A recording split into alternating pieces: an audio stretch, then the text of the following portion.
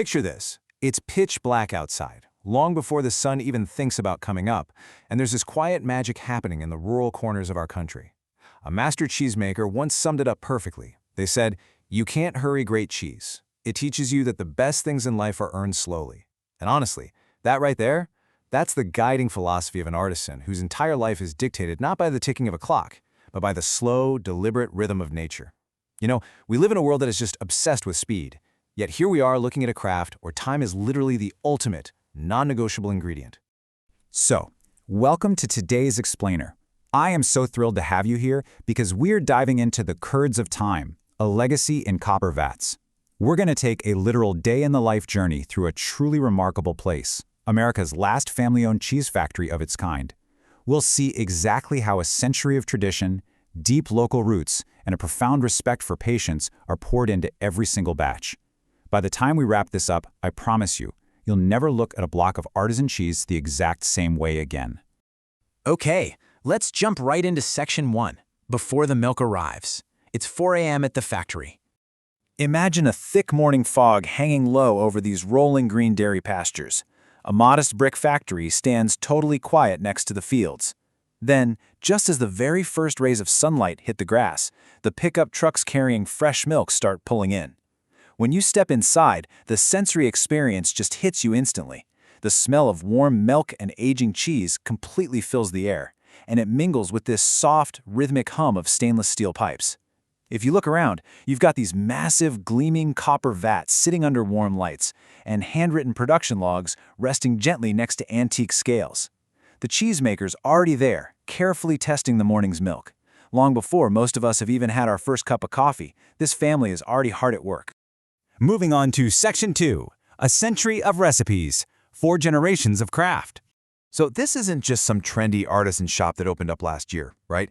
The endurance of this creamery is unbelievable.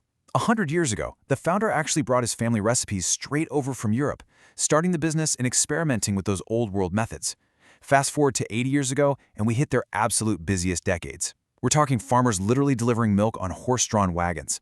50 years ago, they were really cementing their legacy, bringing home blue ribbons at the local county fairs. And that brings us to today. They now stand as the very last remaining family-owned cheese factory of their kind. Through 4 generations, they've adapted just enough to survive, but they never ever compromised their core craft. And that local connection?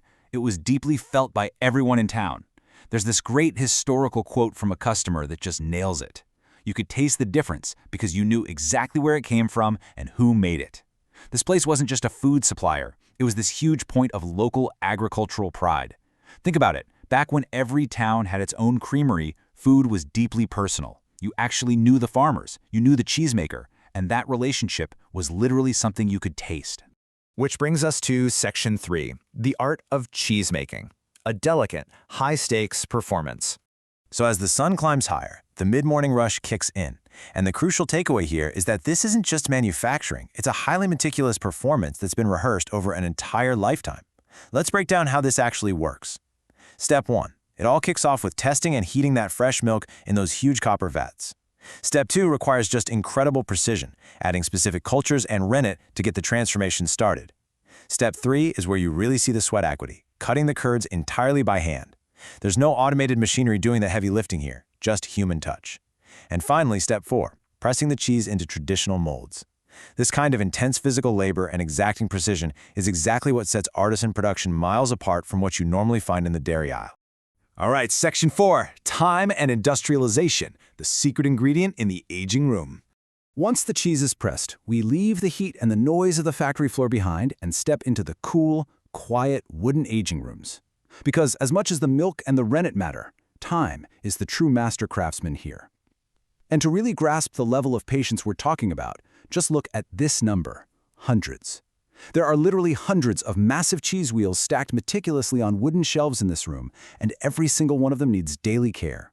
We're talking moisture checks, temperature monitoring, and, most incredibly, daily hand turning. Just imagine the dedication it takes to flip hundreds of heavy wheels by hand every single day, for months, sometimes even years, before they're finally ready. This stationary, perfectly quiet aging room stands in stark contrast to the modern food world. Inside this room, everything is just still. The cheese is slowly maturing, totally undisturbed by the frantic go-go-go pace of the outside world. It honestly gives you a moment to pause and realize just how profoundly different this space is from the way the vast majority of our food is produced today. Let's actually compare these two worlds for a second to see the bigger picture. On the left, you've got the artisan creamery model, right? Slow aging, local milk, hand-turned, family-run. But on the right, you have the reality of industrial food, mass production, fierce global competition, fully automated systems run by massive corporations. Over the last century, those large dairy corporations and supermarket brands have completely dominated the market. And look, industrial plants just operate with a totally different goal in mind: speed and volume. It's a fundamental shift in scale that has, unfortunately, led to the decline of small, family-owned creameries all across the country. Which is exactly why the owner's philosophy is so powerful. They said, factories learned how to make more cheese, we never stopped trying to make better cheese. I mean, that is the emotional anchor of this entire story, right there. It completely clarifies the artisan's choice. Despite rising costs, despite the intense pressure of global competition, they consciously chose to preserve quality rather than caving to the demands of mass production. And that leads us to Section 5, Preserving the Legacy, Community, Future, and the Final Wheel. As the late afternoon sets in and the workday starts to wind down, you really get to see the ripple effect this creamery has on the whole rural agricultural ecosystem. Because this factory is so much more than a business. They buy milk from nearby family farms, which keeps local agriculture alive. They host educational tours for school kids. They actively support the county fairs, train the next generation of young cheesemakers, and they show up at artisan food festivals. This creamery is a vital economic and cultural pillar. It literally sustains an entire way of life for the surrounding area. When you buy a wedge of this cheese, this is the entire ecosystem you're supporting. But I'll be honest, keeping this ecosystem alive is far from easy. The younger generation coming up faces a really complex balancing act. They have to navigate strict modern food safety regulations, harsh financial realities, all while trying to honor century-old traditions. There is a very real, palpable tension here. Will the younger family members even want to take over? How do they balance keeping this heritage alive with the sheer rising cost of artisan food production? The future, quite frankly, is pretty uncertain. So our day in the life arc draws to a close as the sun sets over those green dairy fields. The lights slowly dim as the last wheel of cheese is carefully placed onto an aging shelf for the night. The factory grows completely quiet. The cheesemaker takes one last walk through the aging room, checking on hundreds of wheels that will just sit there in the dark, silently and slowly transforming on the shelves. Which leaves us with this final, really important question to chew on.